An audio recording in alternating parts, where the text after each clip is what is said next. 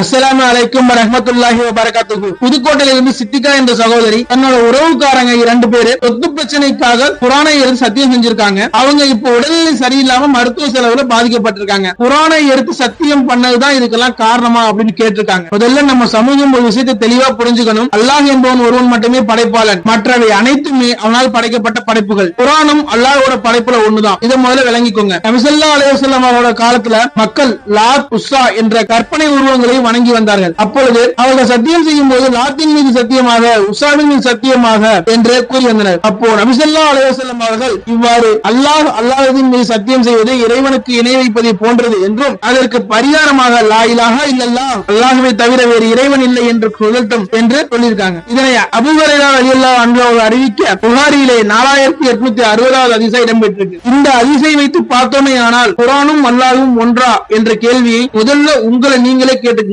இரண்டுமே சமம் கிடையாது. ஆக குர்ஆன் மீது சத்தியம் செய்வது என்பது இணை வைத்தலுக்கு சமமான ஒரு காரியமாகும். எனவே லா இலாஹா இல்லல்லாஹ் என்ற கலிமா கூறி மீண்டும் இஸ்லாத்தில் இணைவதே இதற்கு பரிகாரமாகும். எப்பொழுதும் சத்தியத்திற்கு உரியவன் அல்லாஹ் தஆலா மட்டுமே, அவன் மீது மட்டுமே சத்தியம் செய்ய வேண்டும். அதே மாதிரி இந்த சத்தியத்தினாலதான் அவங்களுக்கு உடல்நிலை சரியில்லாமல் போனதா என்பதை அல்லாஹ் மட்டுமே அறிவான். நாம யாரும் அறிய மாட்டோம். உடல்நிலை சரியில்லாமல் போகிறது அல்லாஹ்வுடைய ஒரு வகை சோதனையாகும். இந்த சோதனையிலே அல்லாஹ்விடத்திலே தௌபா செய்து கலிமா சொல்லி மீண்டும் இஸ்லாத்தை ஏற்று ஐவேளை தொழுகையை தொழுவதே சிறந்த வழிமுறையாகும். இதுவே சகோதரி கேட்ட கேள்விக்கு இஸ்லாம் தரக்கூடிய பதில். ஆக மிகப்பெரிய பாவமான இணை வைத்தலிலிருந்து உங்களையும் என்னையும் அல்லாஹ் தஆலா பாதுகாப்பானாக.